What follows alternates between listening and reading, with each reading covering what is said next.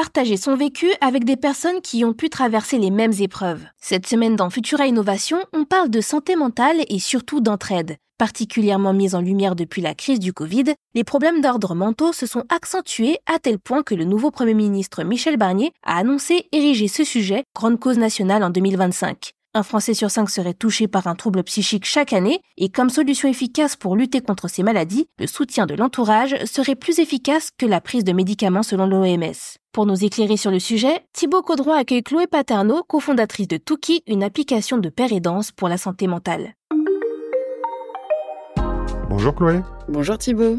Touki est la première application communautaire francophone dédiée à la santé mentale pour s'entraider entre pairs. Qu'est-ce que ça veut dire exactement ? Alors effectivement, comme tu viens de le dire, un Français sur 5 est touché par un problème de santé mentale. Et du coup, très concrètement, ça va être soit toi, soit une des 4 personnes que tu aimes le plus. Et le problème qu'on a en France en tout cas et qu'on a constaté chez Touki, c'est qu'on a un vrai manque de psychoéducation dans nos familles, à l'école, dans nos parcours professionnels. On n'a pas les bases psychologiques qui nous permettent de comprendre ce qui nous arrive. Et ça crée un profond malaise parce que c'est difficile de pas avoir la main sur ce qu'on est en train de traverser. Ça crée un deuxième problème qui est celui du manque de soutien de l'entourage. Et effectivement, quand on a un problème de santé mentale, notre entourage nous dédie du temps, nous démontre de l'affection, mais fait souvent preuve du coup de maladresse. Et ça crée un deuxième malaise. Et du coup, Touki, on s'est dit qu'on voulait répondre à ces 2 besoins. Donc c'est très simple, vous vous connectez sur Touki, vous créez un pseudo pour que ce soit anonyme. On aura l'occasion d'en reparler plus tard. Et puis là, vous avez accès à 2 choses. La première, c'est des cours de psychoéducation sur le sujet qui vous intéresse. Donc ça va du burn-out à la dépression, l'anxiété, le baby clash des parents qui ont un enfant, le coming out d'une homosexualité, le rôle de proche aidant. Enfin voilà, les sujets sont larges. Et donc, vous trouvez des cours de psychoéducation orientés rétablissement et de l'autre côté, des groupes de parole qui sont thématisés autour de ces verticales. Au cœur du projet, donc, c'est la pair et danse qui s'est développée à tel point que c'est devenu un métier reconnu dans certains pays comme le Canada, de soutien à la prévention, à la guérison et à la réadaptation. En quoi c'est essentiel pour les professionnels de la santé comme pour les patients, cette pair et danse ? Effectivement, la pair et danse, c'est une grande thématique qui est en train d'émerger en ce moment dans l'écosystème psy en général et de la santé mentale. En fait, c'est tout simplement, si on le rapporte à quelque chose du quotidien, on peut prendre l'image du voyage. Si je prévois de partir demain matin faire un road trip au Japon, mon premier réflexe, ça va être d'appeler des amis qui y sont déjà allés pour qu'ils me partagent leur retour d'expérience, tout simplement. Et donc, ancrée dans le sujet de la santé mentale, cette pair et danse, elle vise tout simplement à créer un sentiment d'appartenance à un groupe, à donner l'occasion à l'utilisateur de s'identifier à l'autre, aussi comme une figure porteuse d'espoir, puisque l'autre aura peut-être dans son chemin déjà franchi une étape de plus que moi, et donc va pouvoir me partager son vécu, son expérience à lui. Donc c'est vraiment un savoir qu'on dit expérientiel plutôt que théorique, et qui intervient pour créer en fait du soutien et rompre aussi le sentiment de solitude qu'on traverse dans ces moments très particuliers de notre existence. On est bien d'accord que Touki n'a pas vocation à se substituer à une thérapie individuelle, mais à la compléter. Par quel biais, en fait ? Qu'est-ce que ça apporte, le fait de pouvoir se confier à des personnes qui ont vécu la même chose ? Et puis, lié à ça, quelle légitimité ces gens ont par rapport à la thérapie de pouvoir communiquer ça ? L'intérêt, en fait, des pairs aidants, c'est d'intervenir d'abord dans un rôle de soutien. Donc, comme tu le disais, à 67%, le soutien d'un proche est considéré comme le plus gros facteur d'efficacité dans le rétablissement. Pourquoi ? Parce que tout simplement, on se sent perdu et que du coup, on a besoin, au-delà du rapport quelque part blouse blanche, c'est-à-dire psychologue ou psychiatre, patient, on a besoin aussi de partager notre vécu avec des gens qui l'ont traversé eux-mêmes.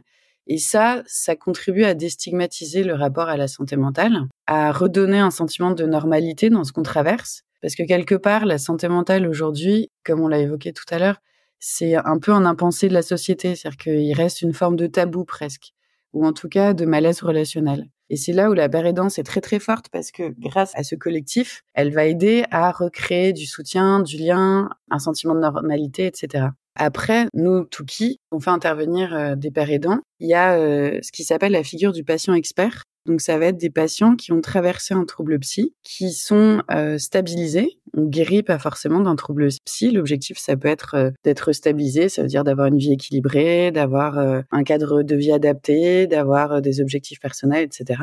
Et ces patients experts, ils peuvent, pas tous, mais ils peuvent passer un diplôme, donc une formation qui va les aider sur 2 points. Le premier, c'est à désubjectiver leur expérience à eux, pour être en capacité d'en parler à toute personne ayant traversé le même trouble qu'eux, mais avec un chemin de vie différent, avec une personnalité différente, avec des besoins qui se positionnaient sur des sujets différents. Et l'autre élément, c'est qu'ils sont formés à quelque part coacher le patient qui traverse actuellement cette pathologie-là. Alors attention, ils remplaceront jamais la figure, la position du psychiatre ou du psychologue, mais ils interviennent en complément de ce suivi thérapeutique. Et ils sont notamment de plus en plus consultés par les structures de soins qui veulent repenser leur offre de soins et qui, du coup, travaillent un peu la question à travers celle de l'expérience utilisateur, finalement. Donc, de comprendre le vécu, comment s'est passée une hospitalisation, par exemple, comment le patient a pu traverser cette période de sa vie, le vivre. Ça permet aussi d'affiner l'offre de soins et de répondre au mieux aux besoins des patients. Comme tout dispositif médical, la confiance et la sécurité des données est essentielle. Comment vous la garantissez ? Alors, il y a le volet sécurité, il est très large, il va même au-delà des données. Il y a une première chose que j'aimerais mentionner et qui est importante à dire, c'est que Tookie recommande de se lancer dans une thérapie. Donc, Tookie vient vraiment en support, en soutien et viendra jamais remplacer un suivi thérapeutique. Tookie propose aussi des numéros d'urgence qui sont en ligne H24. Et on a une équipe de psy qui est disponible pour intervenir très très rapidement. On a tout un protocole établi en cas de, par exemple, crise suicidaire. Voilà, où on sent que un utilisateur rencontre des difficultés très importantes. Après, sur la protection des données, c'est quelque chose qui est vraiment très important pour nous. C'est même au cœur de notre proposition de valeur. Donc, comme j'ai mentionné tout à l'heure, quand on se connecte sur Tookie, vous êtes invité pour vous créer un compte à vous créer un pseudo. L'anonymat est obligatoire. L'idée derrière, c'est de préserver la sécurité de chacun. C'est aussi une manière de libérer la parole, évidemment, parce que du coup, on sort d'un cadre différent, plus classique. Et puis, alors, sur la sécurité, on a aussi un aspect de modération avec une sécurité stricte qui est adaptée à la santé mentale, qui passe par les pairs aidants qui sont formés à ça, par de l'intelligence artificielle qui va pouvoir identifier des propos à caractère problématique et par un système de signalement des utilisateurs eux-mêmes qu'on est en train de mettre en place et qui vont nous permettre de suivre en temps réel le flux de contenu qui est partagé et de s'assurer de la bonne sécurité de tout ça. Il y a également 2-3 points importants à mentionner, c'est qu'on ne vend pas de données, il n'y a pas de publicité. Donc, aucune commercialisation n'est possible sur les espaces de parole et de témoignage. Et puis, on a un système de trigger warning aussi pour éviter d'être confronté à des propos qui peuvent vous heurter. En termes de dispositifs médicaux numériques, il y en a beaucoup, ça foisonne en ce moment. Maintenant, un des problèmes, c'est la légitimité. Comment on arrive à ce qu'une appli comme la vôtre soit acceptée et légitime par le corps médical ? C'est une excellente question et on l'a beaucoup travaillé. Alors, il y a plusieurs aspects. Nous, on a un comité éthique qui intervient sur la création de contenu des cours de psychoéducation. Donc, ils vont valider tout ce qui aura été produit. Donc, ça peut être de l'écrit, demain des vidéos, des infographies, etc. Le contenu est également construit en partenariat direct avec des psychiatres et des psychologues et des patients experts qui sont spécialisés sur chaque thématique qu'on traite, donc l'anxiété, la dépression, un traumatisme. On va aller chercher un panel de professionnels ou de pairs aidants qui sont vraiment spécialisés là-dedans. Et puis ensuite, sur les groupes de parole, de la même manière, ils sont thématisés. Et puis là, on a également l'intervention. Alors, ça va être des patients experts. On peut aussi avoir des aides-soignants ou des infirmiers formés à la psy et des psychologues. Et donc tout ça, ça vient garantir en fait ce cadre de légitimité des échanges, du contenu proposé et de la plateforme de Tookie. Après, on a aussi cette dimension de pairs aidants et de patients experts qui est vraiment propre à Tookie et qui va venir donner une coloration particulière à la fois au contenu qui est proposé en psychoéducation, donc c'est-à-dire que c'est assez orienté rétablissement. C'est conçu par étapes, donc au sein de chaque thématique, il va y avoir plusieurs étapes pour tendre vers un rétablissement. Un peu comme ce que le grand public connaît peut-être plus facilement, c'est les 4 étapes du deuil, le déni, le désespoir, etc. Donc on va essayer d'orienter le contenu comme ça. sur les cours de psychoéducation et puis de la même façon dans les groupes de parole. Parlons un peu du sujet numérique, puisque c'est vrai qu'ils sont souvent accusés, en dehors des bienfaits, d'être responsables de nouvelles addictions, d'augmentation du mal-être. Quels sont pour vous les avantages du numérique et de pouvoir justement traiter ces groupes de parole, mais en version numérique? Ouais, c'est vrai que c'est une vraie question, la place du numérique dans notre société aujourd'hui. Mais alors, nous, on part du principe que pour Tookie, en tout cas pour l'offre de valeur de Tookie, le numérique a un vrai intérêt parce qu'il facilite grandement l'accès et la facilité d'usage des groupes de parole et des contenus de psychoéducation. L'idée, c'est de pouvoir se sentir soutenu depuis son canapé partout en France à n'importe quel moment. Donc, on imagine différents profils d'utilisateurs de Tookie. Ça peut être une personne qui ressent un mal-être, mais qui est pas forcément encore familière d'une thérapie, etc. Donc là, Tookie va intervenir en amont. Ça lui permet de se familiariser avec le sujet, de pressentir un diagnostic. Donc, attention, c'est pas de l'autodiagnostic, mais malgré tout, le fait de lire des témoignages, d'avoir une approche passive sur Tookie, donc sans participer à la création de contenu, mais simplement par la lecture, ça permet déjà de s'identifier dans un certain nombre de syndromes, de ressentis, etc., d'émotions. Et ça, c'est quand même plus facile d'accès via une appli sur laquelle on peut se connecter à n'importe quelle heure du jour et de la nuit, que de partager tout ça avec son entourage pour les raisons qu'on a évoquées en début d'interview. Il y a aussi l'idée que Tookie pourrait intervenir pour un profil d'utilisateur qui est en thérapie et qui, par exemple, va se réveiller à 2h du matin en faisant une crise d'angoisse, dont la prochaine séance avec le psy est dans quelques semaines et qui, du coup, va pouvoir trouver un relais, en fait, via Tookie.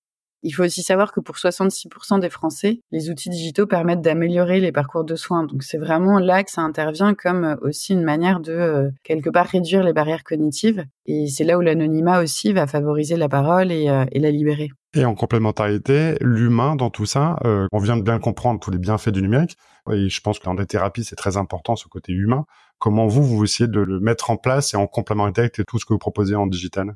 Alors effectivement, Tookie, pour nous, l'humain est vraiment la clé de notre offre. Ici, il faut bien comprendre que si vous allez chez Tookie, surtout sur l'appli, ce que vous cherchez, c'est avant tout le partage d'expérience. C'est ça qui va primer. C'est celui des personnes concernées, des usagers et des pères aidants. La techno nous permet de garantir ce cadre avec tous les éléments de sécurité qu'on a évoqués, les trigger warnings, l'anonymat, l'accessibilité, la facilité d'usage. Mais il y a vraiment cette dimension de partage d'expérience et ça me permet de vous parler de ce qu'on appelle en interne la Tookie Touch, qui est en fait le reflet de la manière dont on a conçu le projet. L'idée, c'est de se dire qu'on veut normaliser les discussions autour de la santé mentale, diffuser ça au plus grand nombre dans la société. Pourquoi ? Pour se dire que, en fait, si demain je me sens pas bien, je pourrais avoir sur Tookie, ou je pourrais aller prendre un café, par exemple, avec un proche et lui parler de mes sujets de santé mentale, tout comme on parlerait du dernier film qu'on a vu. Ça veut dire avec un côté de réflexion un peu générale sur la société, un côté soutien, une complicité, une connivence, une intimité et même de l'humour.